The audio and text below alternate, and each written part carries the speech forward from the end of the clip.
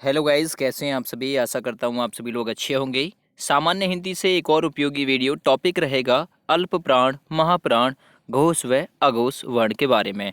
दोस्तों, पूरी डिटेल के साथ में आप लोगों को बताया जाएगा कि अल्प प्राण कौन कौन से वर्ण होते हैं, महाप्राण कौन कौन से वर्ण होते हैं, घोष व अघोष कौन कौन से वर्ण होते हैं।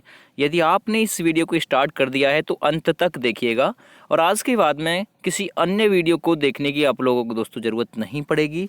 ठीक है, चलिए स्टार्ट करते हैं। अच्छी लगे तो प्लीज़ दोस्तों यूट्यूब चैनल को सब्सक्राइब भी जरूर कर लीजिएगा और वीडियो को लाइक कर दीजिएगा। उच्चारण के अनुसार व्यंजनों के दो भाग होते हैं। वो भाग कौन कौन से हैं? एक भाग होता है अल्प प्राण, दूसरा होता है महाप्राण। ये किसके अनुसार होते हैं? उच्चारण के अनुसार व्यंजनों को कितने भागों में बांटा गया? दो। तो आपसे पूछ सकता है कि उच्चारण के अनुसार व्यंजनों को कितने पार्टों में डिवाइड किया गया है? तो वो किया गया है दो पार्टों में। एक आता है अल्प प्राण और एक महाप्राण। अब ये अल्प प्राण और महाप्राण होते क्या हैं? अल्प प्राण का मतलब होता है जिनको बोलने में हमारा जो श्वास है वो बहुत कम मात्रा में खिंचे। ठीक है, यानी बहुत कम मात्रा में श्वास खर्च हो, तो वो होते हैं अल्प प्राण। और महाप्राण वो होते हैं जिनको बोलने में थोड़ा सा जो श्वास है वो अधिक खर्च हो। ठीक है, तो वो होते हैं महाप्राण। और पूरी डिटेल के साथ में हम लोग बिल्कुल जानेंगे इसके बारे में। चलिए, सबसे पहले मैं इस वीडियो में आगे बढ़ने से पहले आप लोगों को कुछ दोस्तों एक चीज़ डिस्क्राइब करना चाहूँगा। हिंदी वर्णमाला के जो वर्ण हैं, ठीक है, या फिर हिंदी वर्णमाला के जो व्यंजन हैं, उनको हिंदी वर्णमाला के वर्गानुसार कैसे रखा जाता है। देखिएगा, यहाँ पर मैंने वर्ग बनाकर आप लोगों के लिए तैयार किया है। क वर्ग में कौन कौन से व्यंजन आते हैं, छ वर्ग में कौन कौन से व्यंजन, ट वर्ग में कौन कौन से आते हैं, त वर्ग में कौन कौन से और प वर्ग में कौन कौन से। ठीक है, क वर्ग है अब कैसे ही शुरू होगा, क ख ग घ ड़, ये सभी क वर्ग में आते हैं। च वर्ग में च छ ज ज और अंगा ये आता है।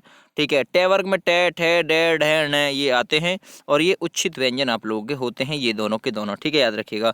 त वर्ग में त थ द ध और न आते हैं। ठीक है, प वर्ग में प फ ब भ और म आते हैं। ठीक है, तो ये हिंदी वर्णमाला के व्यंजनों का वर्गानुसार क्रम हो गया। ये क वर्ग, ये च वर्ग, ये ट वर्ग, ये त वर्ग और प वर्ग। ये पहला हो गया स्थान, ये दूसरा हो गया ख वाला, ये तीसरा हो गया नंबर। ठीक है, ये चौथा हो गया, और ये हो गया कुल मिलाकर पांचवा नंबर। ठीक है, पहले में कौन कौन से आते हैं? सभी वर्गों का पहला अक्षर, ये हो गया सभी वर्गों का पहला अक्षर। ये सभी वर्ग का दूसरा अक्षर हो गया, ये सभी वर्गों का तीसरा अक्षर हो गया, ये सभी वर्गों का यानी के चे टे ते पे कचट तप का ये कौन सा भाग हो गया? ये जो भाग हो गया ये चौथा भाग हो गया। ये कचट तप का कौन सा भाग हो गया? पांचवा भाग हो गया। ठीक है, तो आप लोगों को याद रखना है कचट तप और गजड़ दब, ये दो ट्रिक याद रखनी है। कचट तप, ये यहाँ पर ये ट्रिक याद रखनी है, और इसी के अनुसार ये जो वर्ण है ना दोस्तों, ये जो व्यंजन है ये भर लेने हैं आपको। मैं क्यों दिखा रहा हूँ आप सभी को, ये चीज़ अभी पता लग जाएगा थोड़ी देर में आपको। अंत्यस्थ व्यंजन होते हैं ये रे ले वे, याद रखिएगा। ऊष्म व्यंजन होते हैं से, ठीक है, सल्यम वाली से, षटकोण वाली से, सपेरे वाली से और है, याद रखिएगा। संयुक्त व्यंजन यानी जो दो के मेल से बने, तो छत्रक, त्रिशूल, ज्ञानी और सहस्राव ये संयुक्त व्यंजन होते हैं। और जो कुछ ऐसे भी हैं जो गृहीत वर्ग में आते हैं, गृहीत में जय, फे और आ। ठीक है, ये याद रखिएगा। ये आगत स्वर होता है, ये वाला जो ना, ये आगत स्वर, जैसे टॉफी लिखते समय जो चीज मात्रा, तो मैंने आपको बताया ये गृहीत वर्ग होते हैं, ये चीज याद आप लोग याद रखिएगा। अब ये मैंने आपको वर्ग दिखा दिए कि कचटतव और गजड़दम में लिखा जाता है। थोड़ी सी इसमें आगे बढ़ते हैं। चलिए बात करते हैं सबसे पहले अल्प प्राण के बारे में। अल्प प्राण कौन से होते हैं? याद रखिएगा दोस्तों, अल्प प्राण उन व्यंजनों को कहते हैं जिनको बोलने में कम समय लगता है। ठीक है, यानी उनको बोलते समय मुख से कम वायु निकलती है, कम वायु निकलती है, उन्हें अल्प प्राण व्यंजन कहते हैं। ठीक है भाई, इनकी जो संख्या होती है अल्प प्राण की पूछी जाती है, ये कुल मिलाकर 20 होती है, आप लोग याद रखिएगा।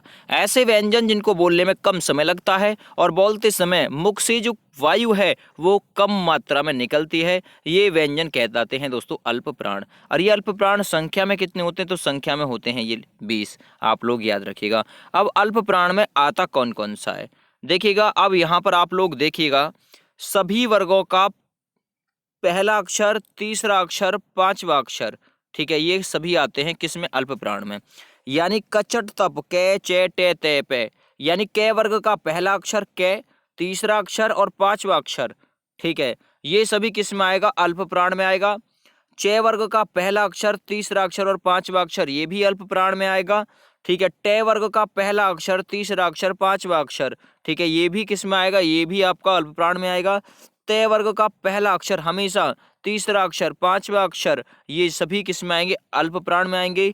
प वर्ग का पहला अक्षर, तीसरा अक्षर, पांचवा अक्षर, ये भी अल्प प्राण में आएगी। यानी कचट तप जो है ना, पूरा का पूरा जो, ये आप एक सूत्र के अनुसार याद रख लीजिए, ट्रिक के अनुसार, कचट तप, ठीक है, कचट तप, पहला, तीसरा और पांचवा अक्षर, प्रत्येक वर्ग का पहला, तीसरा, पांचवा अक्षर सभी क्या होंगे? सभी आपके अल्प प्राण या फिर अल्प प्राण व्यंजन कहलाएंगे, आप लोग याद रखिएगा। इनके साथ में आते हैं चारों व्यंजन, ये रे ले वे, कौन से? अंत्यस्थ व्यंजन, चारों अंत्यस्थ व्यंजन, और एक उक्षिप्त व्यंजन जो होता है न, ये वाला, ये भी किस में आएगा? ये भी अल्प प्राण में आएगा। ठीक है, तो याद रखिएगा कितने वर्ड हो गए? देखिएगा, 1 number, 2 number, 3 number, 4 number, 5 number. ठीक है, 5 तिया कितने हो गए? 15। ठीक है भाई, 5 तिया 15, 15 और 4 ये वाले 19, 19 और 1 ये हो गए कुल मिलाकर 20। तो 20 की संख्या आप लोगों को गिनवा दी है मैंने। ठीक है, चलिए अब कौन कौन से होते हैं भाई? पहला, तीसरा और पांचवा, तो मैंने यहाँ आपके लिए रखे हैं, यहाँ पर ध्यानपूर्वक देखिएगा। पहला, तीसरा और पांचवा, तो पहला, तीसरा और पांचवा देखिएगा, ये क्या? पहला हो गया, ग तीसरा हो गया और पांचवा हो गया ड़। तो ये हो गए भाई प्रत्येक वर्ग का कौन सा? पहला, तीसरा और पांचवा अक्षर किस में आएगा? अल्प प्राण में आएगा। ठीक है, ये यहाँ पर च वर्ग के पहला, तीसरा और पांचवें व्यंजन है, ये ट वर्ग के पहले, तीसरे और पांचवें हैं, ये त वर्ग के पहले, तीसरे और पांचवें हैं, ये प वर्ग के पहले, तीसरे और पांचवें व्यंजन हैं। इनके साथ में चारों अंत्यस्थ बताए थे मैंने, ये आएंगे, और एक उक्षिप्त व्यंजन आएगा। ये सभी अल्प प्राण में आप लोग याद रखिएगा हमेशा आते हैं। ठीक है, तो वर्ण पूरी तरीके से डिस्क्राइब करके भी मैंने आप लोगों को बताया है। ये जितने भी वर्ण यहाँ पर आप लोगों को दिख रहे हैं, जितने भी यहाँ पर आप लोग देख पा रहे हैं अक्षर, ये सामने जो देख पा रहे हैं वर्ण, ये सभी के सभी किस में आते हैं? ये अल्प प्राण में आते हैं। आप लोग याद रखिएगा, ये जितने भी व्यंजन आप लोग देख पा रहे हैं। ठीक है, चलिए, याद रखने का एक तरीका भी मैंने आपको बताया है, तो वो ये तरीका है, प्रत्येक को आप लोगों को ट्रिक से कैसे याद रखना है। याद रखने का आसान तरीका है, तो ये है, वर्ग का पहला, यानी प्रत्येक वर्ग का पहला, तीसरा और पांचवा अक्षर अंत्यस्थ व्यंजन और द्विगुण या उच्छित व्यंजन। ठीक है, द्विगुण या उच्छित व्यंजन इसका नाम है। तो ये किस में आते हैं? ये आपके अल्प प्राण में आते हैं। आप लोग ट्रिक के माध्यम से याद रख लीजिएगा। अब आता है नंबर महाप्राण का, कि भाई महाप्राण कौन से व्यंजन होते हैं? महाप्राण, ठीक है भाई, चलिए महाप्राण के बारे में बात करते हैं। महाप्राण यानी कि कुछ ऐसा समय लगे, थोड़ा सा अधिक समय लगे जिनको बोलने में, ऐसे व्यंजन जिनको बोलने में अधिक प्रयत्न करना पड़ता है और बोलते समय मुख से अधिक वायु निकलती है, उन्हें महाप्राण कहते हैं। इन व्यंजनों की संख्या कुल मिलाकर यहाँ पर याद रखिएगा 15 होती है। अब ये 15 कैसे कैसे बनते, जरा थोड़ा देख लीजिए एक बार। ठीक है भाई, मैंने आपको बताया था कितने? 15 होते हैं महाप्राण।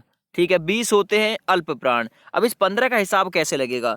प्रत्येक वर्ण यानी कचट तप, भाई प्रत्येक व्यंजन वर्ग, जैसे कि आप लोगों को पता है क च ट त प, और ये ट्रिक भी है, मैंने आपको बताया था, इससे आप लोगों को याद रखना है। तो आप लोगों को याद रखना है प्रत्येक वर्ण का दूसरा और चौथा।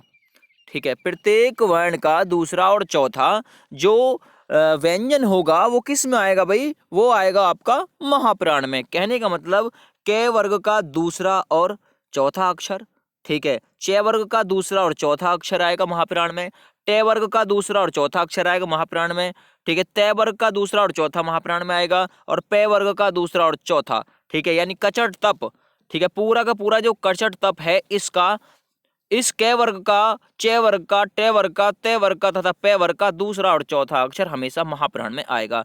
इसके साथ में आप लोगों को याद रखना है चारों ऊष्म व्यंजन। ठीक है, चारों ऊष्म व्यंजन। अब ये ऊष्म व्यंजन कौन कौन से हैं? जिनको बोलने में स की आवाज थोड़ी सी है या स, ठीक है, कुछ स की सी आवाज निकलती है जिनको बोलने में। ठीक है, तो याद रखिएगा स और है। ठीक है, ये याद रखिएगा।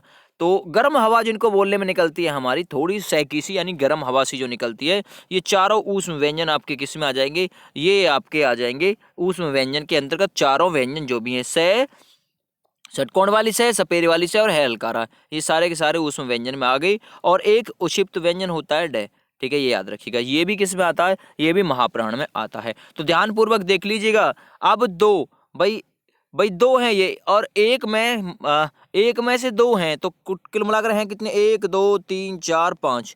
ठीक है भाई, 5 वर्ग हैं और एक वर्ग में से दो आएंगे व्यंजन, तो 5 × 2 कितने हो गए भाई, 5 × 2 हो गए आपके 10।